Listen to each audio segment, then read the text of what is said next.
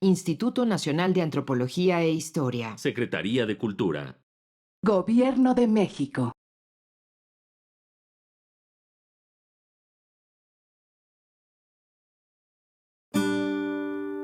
Su sustancia está hecha de evocación, recuerdo, rememoración y de lo que toma del porvenir.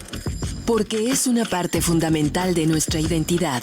Somos nuestra memoria. El programa de Lina que nos lleva de viva voz con los especialistas.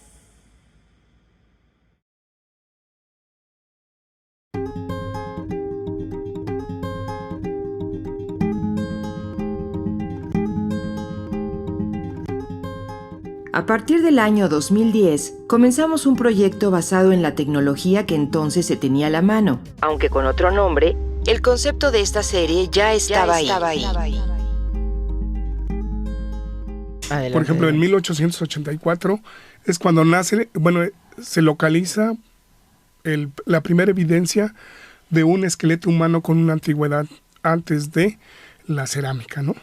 O sea, de la época de la llamada precerámicos. Y bueno, este esqueleto en ese momento lo dictaminaron la gente experta en eso, los geólogos, los biólogos que había en ese momento. Y en él participa uno de los antropólogos más famosos del mundo, que era Harlishka. Harlishka dice que el poblamiento en el continente americano no tiene más de 4,000 años. Posteriormente, años después, ratificó su hipótesis y luego ya después dijo que era entre 15,000 y 20,000 años, ¿no? Uh-huh.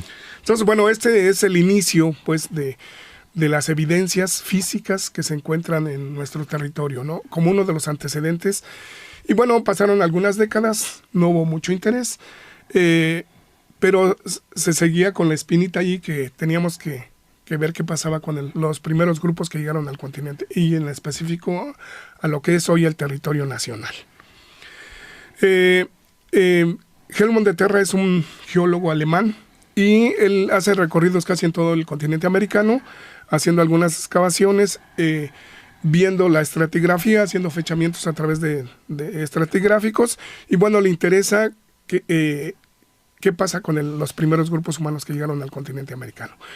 Y bueno, como había antecedentes de estos restos humanos que salen en el Peñón de los Baños, en 1800, dice, bueno, pues yo creo que la Cuenca de México es así como el lugar, por las características medioambientales, que estos grupos llegaran aquí. Y bueno, presenta un proyecto en el año de 1945, y bueno, se va cuajando el proyecto, y el lugar es el lago de Texcoco, en específico por la parte de Tepexpa, ¿no? Y entonces, pues hay la continuidad del proyecto, y para esto implementan unas herramientas electrónicas para detectar, en qué lugares, para no hacer, porque el lago era muy amplio y había que hacer muchísimas calas, y bueno, era emplear uno de las técnicas más modernas en ese momento. Y entonces este aparatito localiza los huecos que hay en la Tierra. Ajá. Y entonces, por ejemplo, hacen el recorrido, localizan tres huecos, o sea, que la Tierra hay algo ahí, ¿no? Uh-huh. Abajo de la Tierra hay algo. Uh-huh. Excavan la primera y encuentran una lentícula de arena, o sea, un montoncito de arena ahí. ¿Lentícula? Sí, un montoncito de arena ahí que es diferente a las características de la tierra de ese lugar. Y bueno, pues dicen, bueno, pues es arena, entonces hay que excavar el que sigue. Uh-huh. Y en el que sigue, bueno, afortunadamente encuentran al esqueleto del hombre de Tepexpa, ¿no?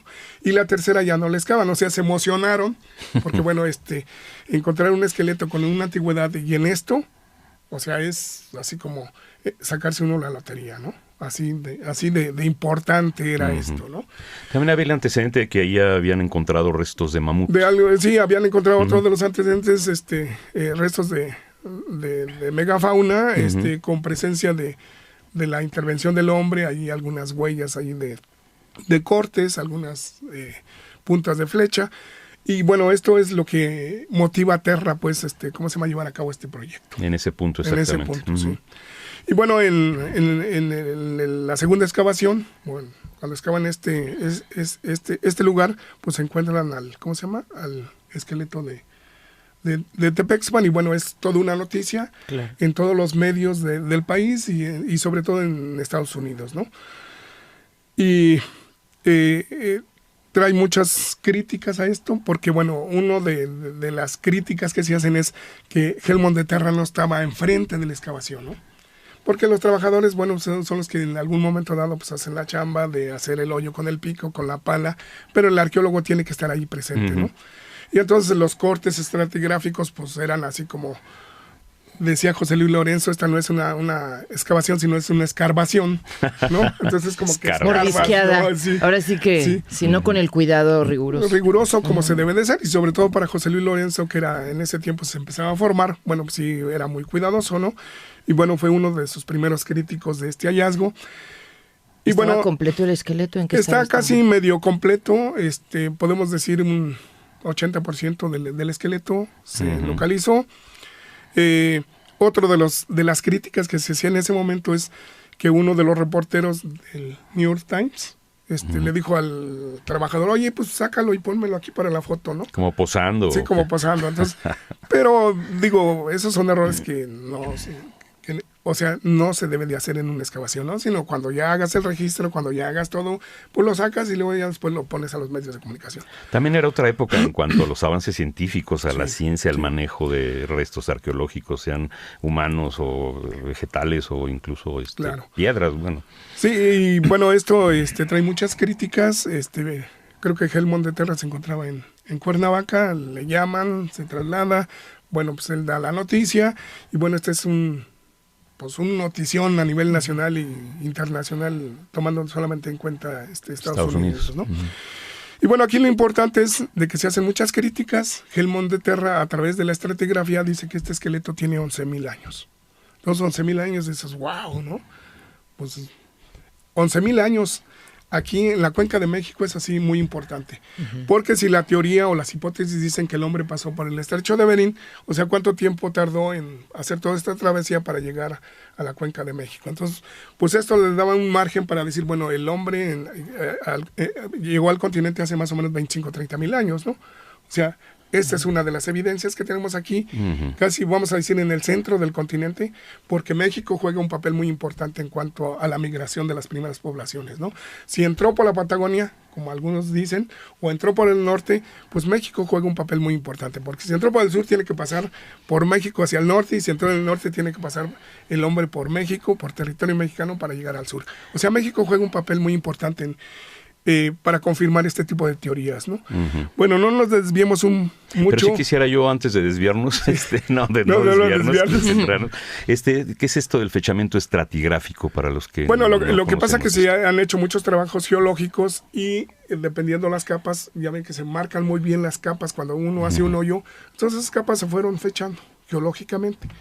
Y entonces, bueno, si yo me lo encuentro en esta capa, quiere decir que tiene 5,000, que tiene 6,000, que tiene 10,000, que tiene 11,000. Hay una tabla. Una tabla geológica donde se ven todo ¿cómo se llama? La estratigrafía.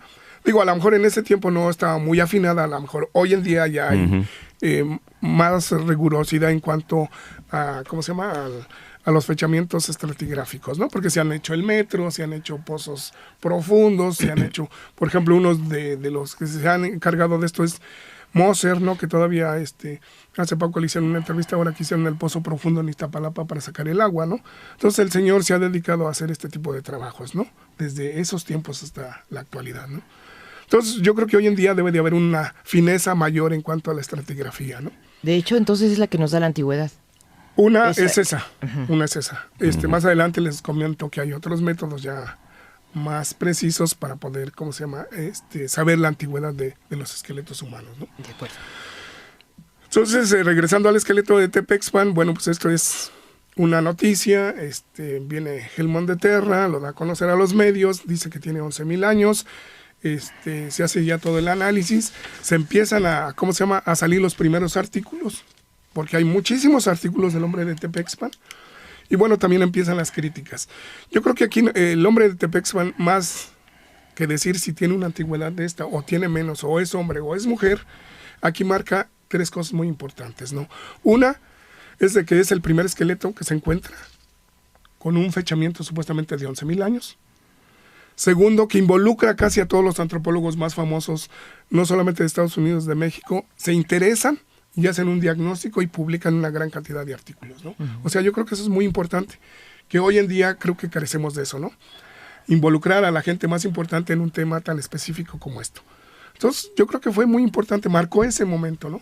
Y el otro momento importante es que después de todos los estudios, las críticas, se logra poner en los libros de texto para las primarias, no sé si las secundarias, ¿no? Entonces marca una generación de mexicanos, porque lo marcan como que es el abuelito de los mexicanos, y se conoce, y la gente actualmente dice, oye, yo quiero ver El hombre de Tepexpan. Bueno, incluso le vimos la cara, ¿no? Vimos su cara en el libro de texto. Una reconstrucción. Sigue siendo, por ejemplo, en nuestra generación, como el esqueleto más importante y más antiguo en México. Los temas que llevamos hasta tus oídos son tan diversos como el abanico de voces que por este medio has escuchado.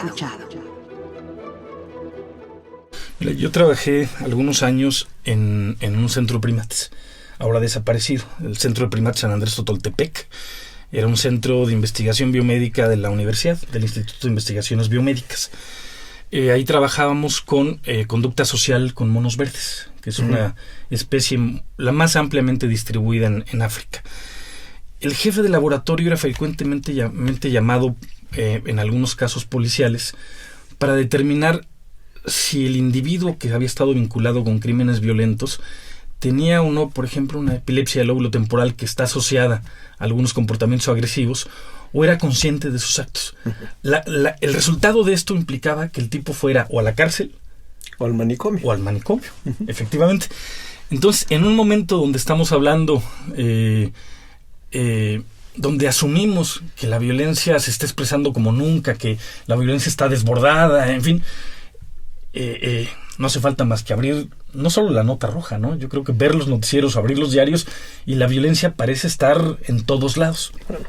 Hay polémicas al respecto, por cierto, pero en ese contexto a mí me parece que es pertinente hablar del tema, y estas discusiones naturalistas de la condición humana son peligrosas, porque si uno asume que la violencia está en nuestros genes, está en nuestro cerebro, está en estos comportamientos que creemos que no podemos modificar o reprimir, la valoración ética que tenemos de nosotros mismos y de la conducta individual de ciertos sujetos es completamente distinto. No, pero no solo eso, hasta el debate histórico, o sea, ¿para qué vamos a debatir leyes si nos vamos a comportar como animales, en donde la ley del más fuerte pesa mucho más que la ley de las relaciones igualitarias? Fíjate, en ese sentido, precisamente, la visión de una naturaleza o de una evolución basada en la idea, en la noción del más fuerte,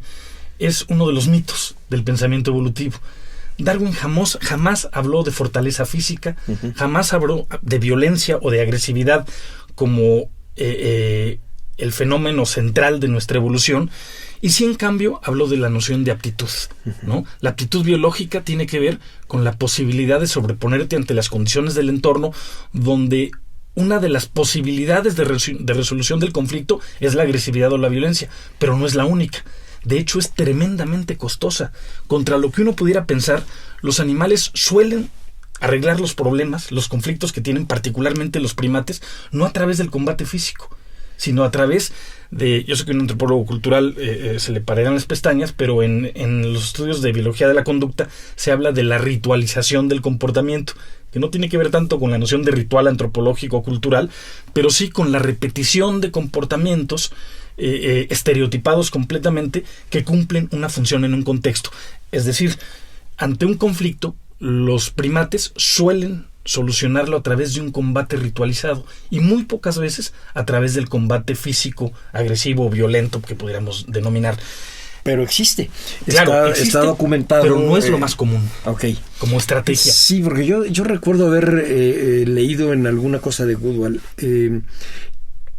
cómo el macho dominante, cuando se hacía viejo, cuando había que sustituirlo, efectivamente la pelea era a muerte.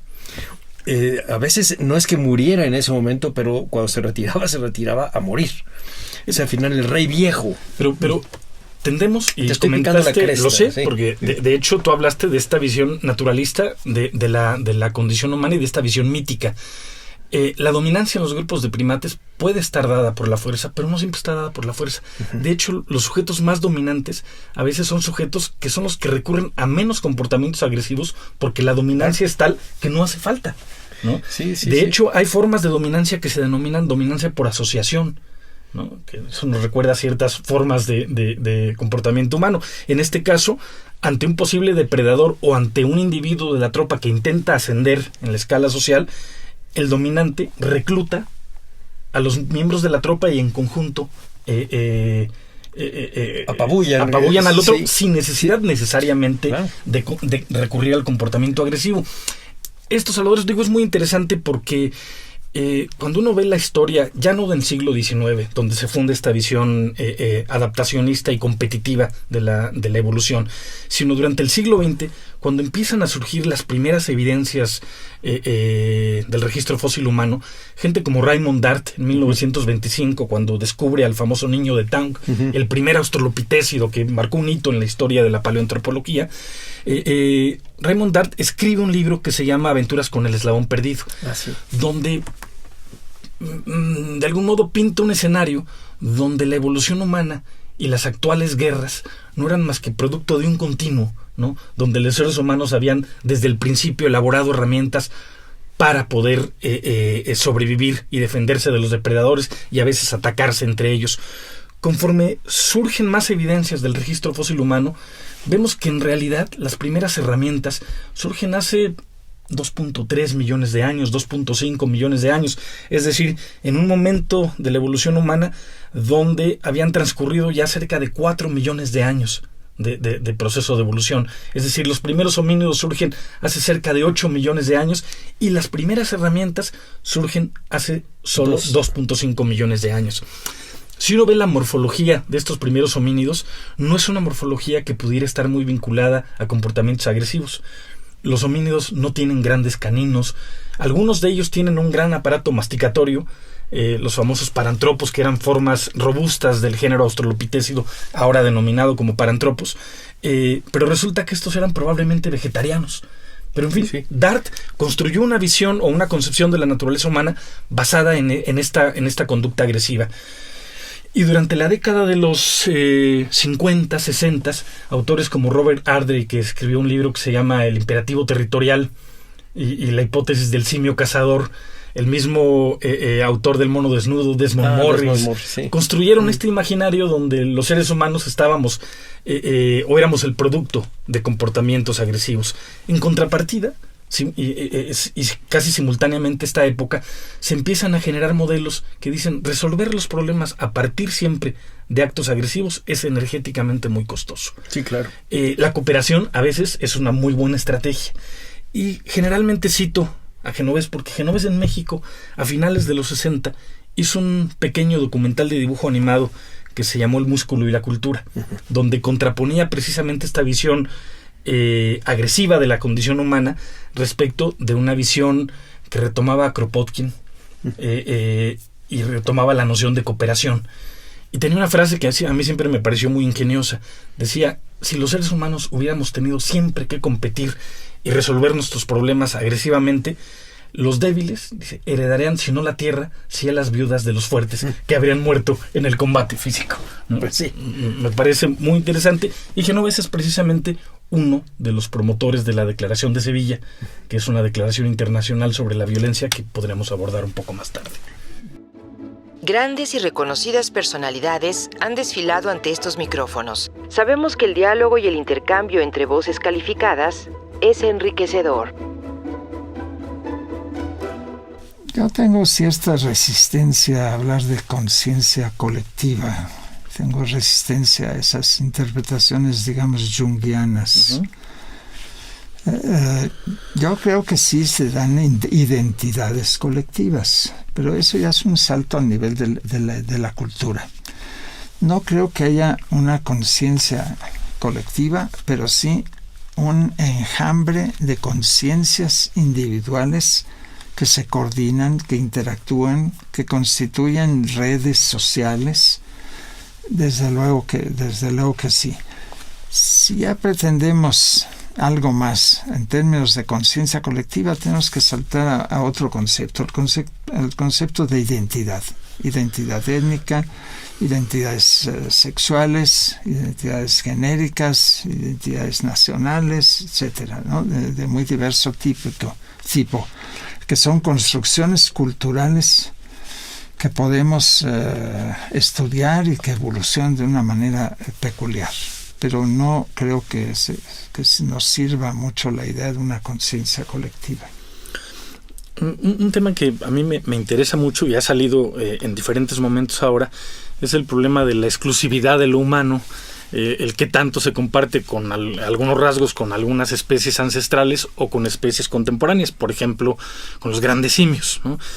Y pensaba en el modelo aquel famoso de Popper acerca de la complejidad de los mundos y cómo la conciencia y la mente humana él lo considera como un nivel de complejidad que está por arriba de muchas otras, pero que de un tiempo acá algunos primatólogos reclaman, por ejemplo, la no unicidad de la cultura o incluso la no exclusividad de la autoconciencia. Y citan, por ejemplo, trabajos como los de Gallup y Povinelli a propósito del reconocimiento en el espejo que tienen los chimpancés como una prueba de la existencia de autoconciencia. Yo siempre he pensado que es polémico como prueba, como garantía de poseer una autoconciencia. ¿Qué opina al respecto? Bueno, no, eso es un tema que sale fuera de mi dominio, digamos. No soy ni mucho menos experto en esos temas. Hay indicios que han sido muy discutidos de la existencia de autoconciencia, de una identidad, con la famosa prueba de la mancha en la frente y el espejo, y el reconocimiento de la imagen en el espejo como una imagen del yo, digamos, de esa identidad. Yo no niego que pueda haber rudimentos de autoconciencia. Es posible, pero ello nos podría permitir investigar qué es lo que ha sucedido en estos simios que no se ha logrado desarrollar plenamente la autoconciencia, dotada de una estructura simbólica y básicamente el habla y el lenguaje y después la escritura. Pero más allá, yo entiendo que no hay que exagerar las fronteras que nos separan del resto de los animales y que ahí hay cierto, digamos, antropocentrismo tal vez un poco falso y que no nos lleva a gran cosa. Es que en la misma línea se habla de una teoría de la mente, por ejemplo, en aquellos organismos que son como los chimpancés capaces de mentir, ¿no? Entonces dicen, aquellos organismos son capaces de mentir, tendrían una teoría de la mente del otro, y en ese sentido podríamos hablar de un nivel de autoconciencia, pero bueno, es el mismo. Los especialistas deberán investigar más esos fenómenos de autoconciencia larvaria o primitiva, y eso ayudará mucho a entender la evolución y entender las diferencias y qué es lo que caracteriza la autoconciencia de los humanos. Entonces, un tema que se deriva de esta asunción de una evolución cultural y una evolución biológica, pero no separadas, sino integradas, en fin, tiene que ver a veces con los ritmos de evolución, con las velocidades de evolución. Tradicionalmente se decía que la evolución biológica era lenta, pero que la evolución cultural era más acelerada, bajo una concepción donde evolución biológica y cultural no son entidades separadas, sino son fenómenos acoplados. ¿Esto modificaría los ritmos de cambios de la evolución del cerebro y de la conciencia humana? ¿Habríamos seguido nosotros un ritmo más acelerado?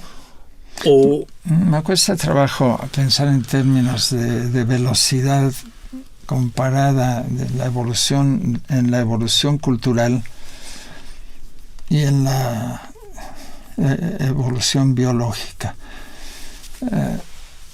Tengo mis dudas provocadas por la lectura de Stephen Jay Gould, de que la evolución biológica sea tan lenta, para empezar, ¿no?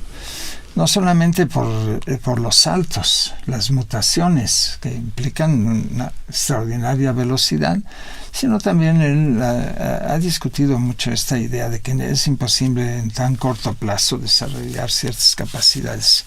Pero más allá de esto, no creo que sea muy interesante comparar las velocidades. La cultura tiene un ritmo y unas peculiaridades que en las donde sí podemos encontrar un proceso de aceleración en términos básicamente culturales. Es decir, los cambios tecnológicos y otros cambios se han acelerado mucho en los últimos decenios, incluso comparado con lo que sucedía, los cambios culturales en tiempos prehistóricos. No sé si sea eso, digamos, muy interesante de explorar. Yo en todo caso no he pensado demasiado en las velocidades comparadas. Siempre tiendo a pensar en términos más unitarios, no a separar, sino a juntar. Esto es. Al plantear la existencia de un cerebro y de un exocerebro como interactuantes, interdependientes, me gustaría que nos explicara la naturaleza de la interacción entre el exocerebro y este cerebro endo, o el cerebro contenido en la cápsula ósea que es el cráneo. En términos de si la interacción es solo de relaciones o tiene consecuencias en las modificaciones materiales del cerebro biológico, por llamarle así. O sea, ¿cuál sería la naturaleza de la interacción del endo y el exocerebro? Bueno, yo creo que estamos ahí enfrentados a tratar de entender cómo se comunican, cómo se entrelazan. Por un lado, un sistema basado principalmente en señales químicas y eléctricas, y otro sistema, el sistema cultural, basado en símbolos.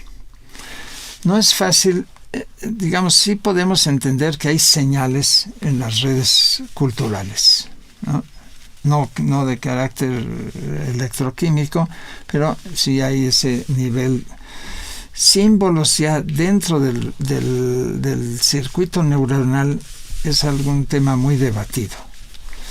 Yo creo que no hay circulación de símbolos propiamente como tales en el sistema neuronal, sino que ahí es justamente donde el sistema neuronal es incompleto y requiere, para manipular símbolos, del sistema exocerebral.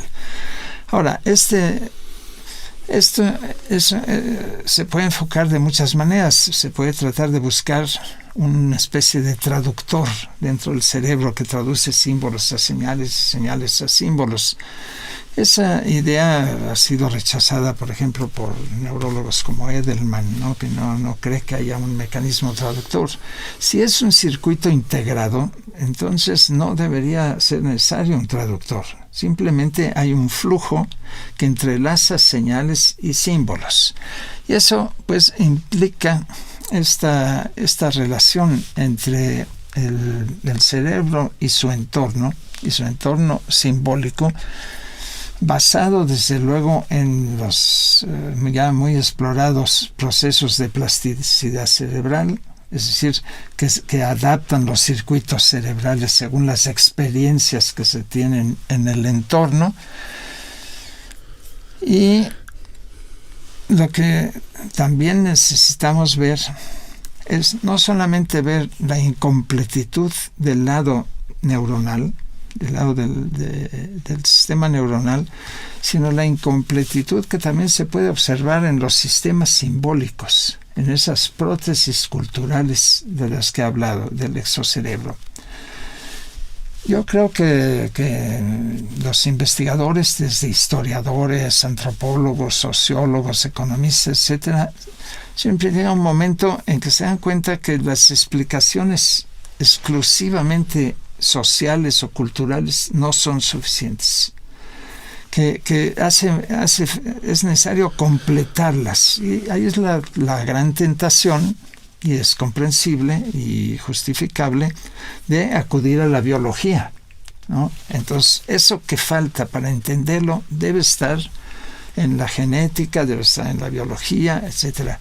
Y hay algo de razón en eso. Efectivamente, no podemos comprender plenamente esos circuitos culturales sin los circuitos neuronales. Ahora, esos circuitos neuronales todavía no los entendemos bien. Los neurólogos todavía, los neurocientíficos no han logrado descifrar cómo funciona. El ejemplo más evidente posiblemente es el intento de explicar las cosas por Chomsky, ¿no? El lenguaje. Entonces, ¿qué es lo que hace? Pues busca dentro del cerebro un chip que explique lo que no se puede explicar en términos, digamos, exclusivamente antropológicos o lingüísticos. Necesita lo mismo le pasó a Levi-Strauss, que buscaba también un chip, claro, dentro del cerebro. Bueno, hay algo de verdad en eso.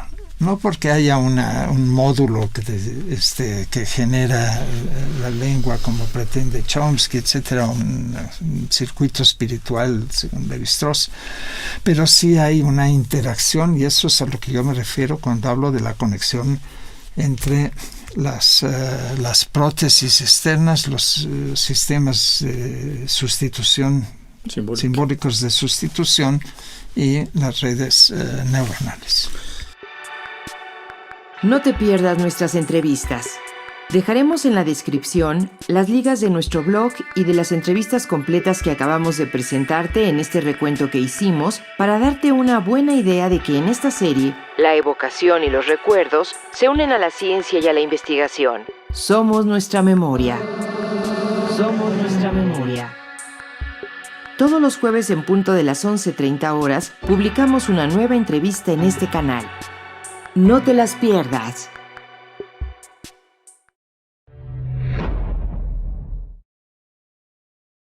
Las opiniones y comentarios aquí expresados son de entera responsabilidad de quienes proporcionan la información y no representan necesariamente las opiniones de Radio INA ni comprometen el pensamiento editorial del Instituto Nacional de Antropología e Historia.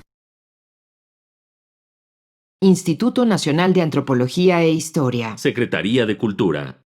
Gobierno de México.